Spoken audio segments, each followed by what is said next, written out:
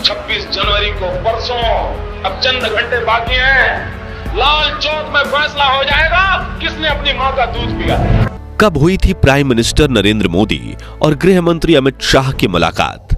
कैसे अहमदाबाद की सड़कों पर स्कूटर पर घूमने वाले मोदी शाह की जोड़ी पहुंची केंद्र तक? और कब देखा था पीएम मोदी ने जम्मू कश्मीर से आर्टिकल 370 हटाने का महत्वाकांक्षी सपना? दोस्तों, रेलवे स्टेशन पर चाय बेचने से लेकर भारत के प्रधानमंत्री बनने तक नरेंद्र मोदी जी का सफर काफी रोमांचक और मुश्किलों से भरा रहा है। हालांकि उनकी जीवनी तो हम सभी जानते हैं, लेकिन आज हम आपको पीएम मोदी के जीवन से जुड़ी कुछ ऐसी अनसुनी कहानियां बताएंगे जो शायद आप नहीं जानते होंगे। लेकिन उसके पहले नए दर्शक जल्दी से चैनल को सब्सक्राइब कर दीजिए। तो चलिए शुरू करते हैं पीएम मोदी की अनसुनी बातें वीडियो का पार्ट 2। मोदी जी के बारे में लिखने वाले पत्रकार बताते हैं कि 80 के दशक में कुछ साल मोदी जी पांडरवाड़ा में रहते थे। पांडरवाड़ा से अहमदाबाद करीब 150 किलोमीटर दूर है और उस वक्त ज्यादा बस सेवा भी उपलब्ध नहीं थी। ऐसे में मोदी जी रोज सुबह साफ सुथरे कपड़े पहनकर एक झोला उठाकर पांडरवाड़ा से अहमदाबाद की बस में बैठ जाते थे और अहमदाबाद आकर वो उसी बस की कुर्सी पर अपना झोला रख देते थे। फिर अपने अंकल की चाय की दुकान पर जाकर बैठते थे। अब शाम के वक्त जब वो वापस पांडरवाड़ा जाने के लिए स्टेशन जाते थे और अपनी सीट पर फिर बैठ जाते थे। लेकिन उनके दोस्त बताते हैं कि मोदी जी को सिर्फ गुस्सा एक ही बार आता था और वो तब था जब उनका कोई झोला उठाकर कहीं और रख दे और खुद उनकी सीट पर बैठ जाए। उनका कहना था कि जब एक बार मोदी जी कुर्सी पर बैठ जाएं तो कोई कुर्सी नहीं छोड़ते, जिसका लाइव एग्जाम्पल हम देख रहे हैं। अब राजनीति में प्रधानमंत्री नरेंद्र मोदी और केंद्रीय गृह मंत्री अमित शाह की जोड़ी को जय वीरू की जोड़ी माना जाता है। इन दोनों ने मिलकर आज भारत की राजनीति में एक नया चैप्टर डाल दिया है। लेकिन क्या आप जानते हैं कि नरेंद्र मोदी और अमित शाह की मुलाकात कब हुई थी? तो साल 1982 में नरेंद्र मोदी अहमदाबाद में राष्ट्रीय स्वयंसेवक संघ के प्रचारक के रूप में काम किया करते थे। उसी वक्त 17 वर्षीय नौजवान अमित शाह ने भी आरएसएस की कई छात्र इकाई अखिल भारतीय विद्यार्थी परिषद को ज्वाइन किया। तभी संघ के ऑफिस में इन दोनों की औपचारिक मुलाकात हुई थी, जिसके बाद आरएसएस की शाखाओं से जुड़े कई कार्यक्रमों में इन दोनों की मुलाकात होने लगी। और यहाँ मजेदार बात यह थी कि नरेंद्र मोदी और अमित शाह दोनों की विचारधारा में काफी समानता थी और मोदी जी अमित शाह की सोच से काफी प्रभावित थे। इसी तरह जान पहचान धीरे धीरे गहरी दोस्ती में बदलने लगी और 1986 आते आते ये दोनों सच्चे दोस्त बन गए। इसी साल नरेंद्र मोदी ने भाजपा पार्टी से जुड़कर राजनीति में भी कदम रखा और भाजपा ने उन्हें गुजरात बीजेपी में संगठन महामंत्री के पद पर तैनात किया। उस वक्त नरेंद्र मोदी को एक राइट हैंड की जरूरत थी जो गुजरात में भाजपा पार्टी को ताकतवर बनाने की रणनीति बनाने में उनकी सहायता करे और उन्होंने अमित शाह को ये जिम्मेदारी सौंप दी। अगले साल 1987 में अहमदाबाद में म्युनिसिपल इलेक्शन होता है। उस वक्त मोदी जी ने भारतीय जनता पार्टी के लिए खुद को इतना समर्पित कर दिया था कि वो इलेक्शन से पहले अहमदाबाद की हर गली नुक्कड़ का चक्कर काटते थे और देखते थे कि भाजपा उम्मीदवारों के पोस्टर वगैरह सही से लगे हुए हैं ना। इस दौरे पर नरेंद्र मोदी के पास कोई गाड़ी नहीं थी, वो एक स्कूटर पर जाते थे। जी हाँ, वो एक स्कूटर के पीछे बैठते थे और वो स्कूटर चलाते थे उनके जिगरी दोस्त अमित शाह। इसी तरह ये दोनों काफी लंबे समय तक अहमदाबाद की गलियों में स्कूटर पर घुमा करते थे, जो आज पीएम मोदी दुनिया के सबसे पावरफुल लीडर्स में से एक हैं। लेकिन इतनी ऊंचाइयों तक पहुंचने के लिए उन्होंने शुरुआत कहां से की, वो देखना भी काफी अहम है। इससे हमें उनकी विनम्रता और असली कारण का पता चलता है और वो पूरे भारतवासियों पर ऐसा जादू किया है कि आज आधे से ज्यादा देशवासियों के दिल में वो बैठ गए हैं। साथियों, अब जरा थोड़ा गौर से सुनिएगा। 90 के दशक में नरेंद्र मोदी और अमित शाह की जोड़ी का ही करिश्मा था कि उनके नेतृत्व में 1995 में हुए गुजरात के विधानसभा चुनाव में भाजपा को पहली बार जीत मिली।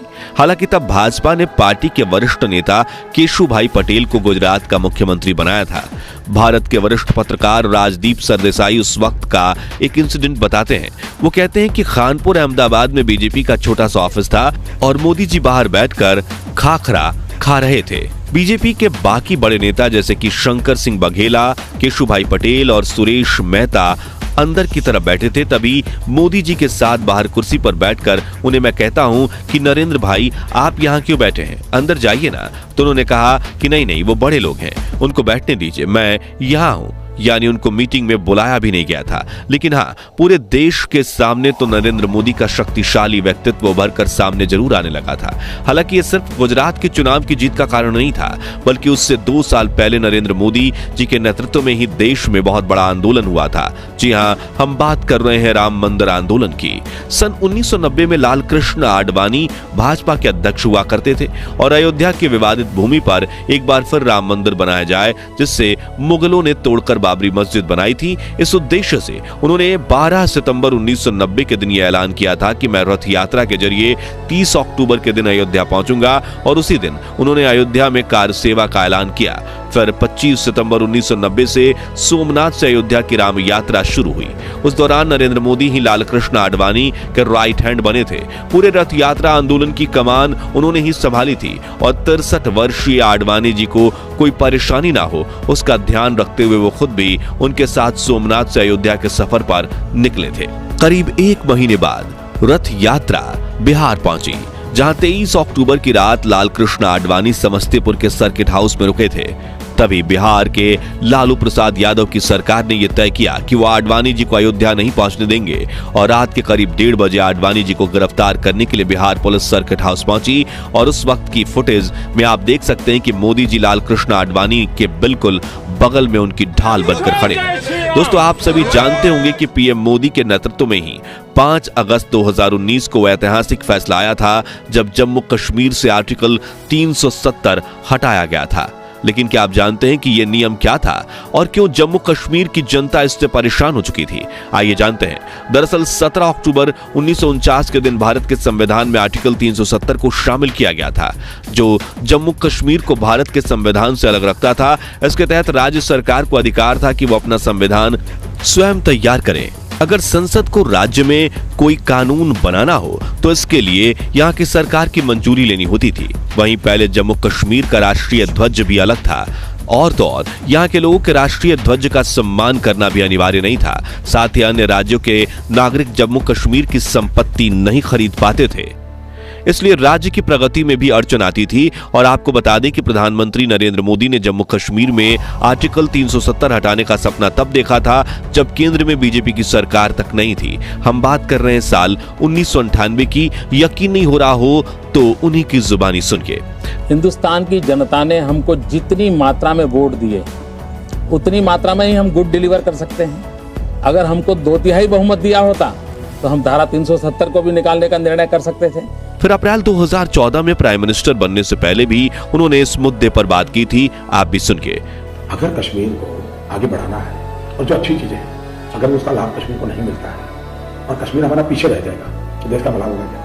तो जैसे अन्य राज्य प्रगति करते हैं वैसे कश्मीर की होनी चाहिए, नहीं होनी चाहिए। वो मानते थे कि जब तक आर्टिकल 370 लगा रहेगा तब तक कश्मीर पिछड़ा रहेगा, और मौका मिलते ही उन्होंने कश्मीर को इन बंदिशों से आजादी दिलवा दी, जिसके बाद वहां पर पिछले 4 सालों में सचमुच विकास हुआ है और उसकी तारीफ पूरी दुनिया कर रही है। कहा जाता है कि जब साल 2001 में गुजरात में बीजेपी की पकड़ कमजोर हो रही थी, तभी केंद्र में एनडीए की सरकार थी और प्रधानमंत्री थे अटल बिहारी वाजपेयी, जिन्होंने मोदी जी को बुलाकर कहा था कि अब आपको गुजरात जाना चाहिए, यानी कि अब आपको गुजरात का मुख्यमंत्री बनना चाहिए। जिसके बाद मोदी जी गुजरात आ गए और 7 अक्टूबर 2001 के दिन वो गुजरात के मुख्यमंत्री बने। तभी पत्रकार सुधीर चौधरी ने एक इंटरव्यू में उनसे पूछा था कि आप मानते हैं कि गुजरात एक राम राज्य है जहां जाति पाति नहीं है, समस्याएं नहीं है? तभी मुख्यमंत्री नरेंद्र मोदी ने कहा था कि गुजरात में राम राज्य बनाने की बहुत संभावनाएं हैं। जिस भूमि ने गांधी को जन्म दिया है, उस भूमि में राम राज्य बनने की संभावना मैं बहुत ज्यादा देखता हूँ। फिर उन्होंने पूछा कि क्या आपकी दिल्ली से गुजरात में पैरा ड्रॉपिंग हुई है? उस पर मोदी जी ने काफी मजेदार जवाब दिया था। नरेंद्र भाई, आप तो गुजरात के ही हैं, गुजरात में आपने इतना काम किया और आप तो गुजरात जाते ही नहीं है, और अब मैं गया तो आप पूछ रहे हैं कि पैरा ड्रॉपिंग हो गया। मुझे बड़ा आश्चर्य हो रहा है भैया कि जो जिस धरती में पैदा हुआ उसका पैरा ड्रॉपिंग कह रहे हैं। जी हाँ, उन्होंने कहा था कि मैं गुजरात की धरती पर ही पैदा हुआ, तो पैरा ड्रॉपिंग कहां से हुई भाई। खैर, नरेंद्र मोदी के गुजरात के मुख्यमंत्री बनने से पहले ही जनवरी 2001 में कच्छ में भयंकर भूकंप आया था, जिसने 20,000 से भी ज्यादा मासूमों की जान ले ली थी, 1,66,000 लोगों को जख्मी किया था और लाखों लोगों को बेघर कर दिया था। चीफ मिनिस्टर बनने के बाद कच्छ जाकर वहां के इतने बुरे हालात देखकर उन्होंने कच्छ के हालात सुधारने के संकल्प लिए और उनके नेतृत्व में जल्द ही पूरे राज्य को रिवाइव किया गया। मोदी जी ने कच्छ के रेगिस्तान में रह रहे लोगों तक उन्होंने नर्मदा नदी का पानी पहुंचाया और वहां कई उद्योगों का विकास करवाया और कच्छी लोगों को फिर अपने पैरों पर खड़ा होने में सहायता की। आज कच्छ में काफी बड़ा सोलर प्लांट है, 35 से अधिक कॉलेज, एक विश्वविद्यालय, 1000 से अधिक नए स्कूल, एक नया भूकंप प्रतिरोधी जिला अस्पताल और हर घर के लिए नर्मदा का पानी है। यहां तक कि आज कच्छ के कांडला और मुद्रा बंदरगाह सामूहिक रूप से देश के 30% शिपिंग कार्गो को संभालते हैं। तो दोस्तों, आज के लिए बस इतना ही। अगर आप पीएम नरेंद्र मोदी से जुड़ी ऐसी ही अनसुनी बातों को पार्ट 3 में देखना चाहते हैं तो कमेंट बॉक्स में नेक्स्ट पार्ट जरूर लिखिएगा। पार्ट 1 आप वीडियो के एंड स्क्रीन से देख सकते हैं। यह वीडियो अच्छा लगा हो तो इसे लाइक और शेयर कर दीजिएगा। साथ ही हमारे चैनल को सब्सक्राइब जरूर कीजिए। धन्यवाद।